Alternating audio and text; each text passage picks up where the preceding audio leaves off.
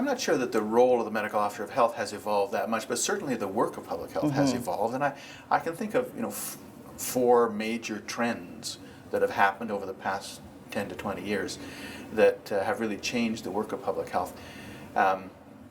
One, I think, is the emphasis on health inequities. Yes. So public health has been concerned for a long time, particularly in Toronto, with what makes people healthy or unhealthy. And what we now call the social determinants of health have been a preoccupation of public health and of medical officers of health for a long time. My predecessor a century ago, Charles Hastings, who we talk about sometimes in this organization, campaigned for the improvement of income levels and better housing for people, because he recognized that those were key factors determining whether people were healthy or not. That has become much more mainstream in recent times, and I think everyone working in public health now would acknowledge that addressing health inequities is a key part of our role. It's been embedded in our strategic planning, in our mission. It's embedded in the way in which we design our programs and services. It's embedded in the way we do health surveillance in the community. We want to measure inequities in health and how they're changing over time. So that trend has really influenced public health beyond Toronto public health, to the point where it's now a main focus, I would say, of public health work. So that's number one. I mentioned four. Yes. I'm going to tell you a little bit about the other three. Another one I think that we now kind of take for granted, but certainly has changed, is the emphasis on early childhood development. The research evidence that has been brought together in recent decades, and certainly in Ontario was marked by the publication of the Mustard-McCain report, led to the implementation of large-scale programs in public health that didn't exist when I started.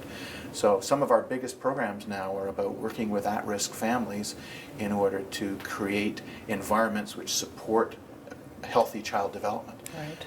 And that role has permeated other sectors as well, but it's certainly become a big role for public health. The third major trend, I think, has to do with communicable disease. And this, you have to reach a little farther back to see this trend.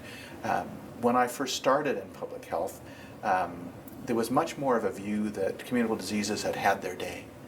That, we had antibiotics, we had vaccines, we had better living standards, that really public health was going to turn its attention to chronic diseases and other factors, and communicable diseases were fine. And then we had the HIV outbreak. And then we had Lyme disease and West Nile and pandemic influenza and drug-resistant tuberculosis. And what we learned, I think, is that public health must always be vigilant, that communicable diseases, as evolving organisms, retain the ability to challenge us in new ways that we haven't foreseen before. So we continue to do a lot of work in the area of communicable disease, emerging communicable diseases in particular, and preparedness for major outbreaks. Right. So the final trend that I think has been very significant, and this is a bit more recent, is an appreciation of how our interaction with our environment, and particularly since we're an urban public health agency with our built environment, influences our health. And it's particularly pertinent given the role that chronic diseases play, as I said earlier, in shaping our health. So we understand now that how physically active people are depends a lot on the nature of their environment.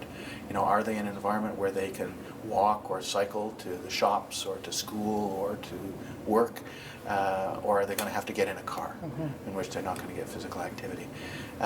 How does the shape of that environment affect our safety? How does it affect our access to healthy food?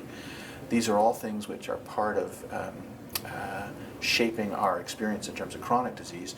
And because we're an agency which is attached to a local government, there actually are a lot of levers, a lot of policy and program levers to shape how this city evolves in a way which either supports health or doesn't. So that's really opened up a lot of collaboration between ourselves and urban planners and transportation engineers, people in municipal government who really are shaping what this city looks like in the coming decades. And that's going to play a big role in how healthy the people who live here become.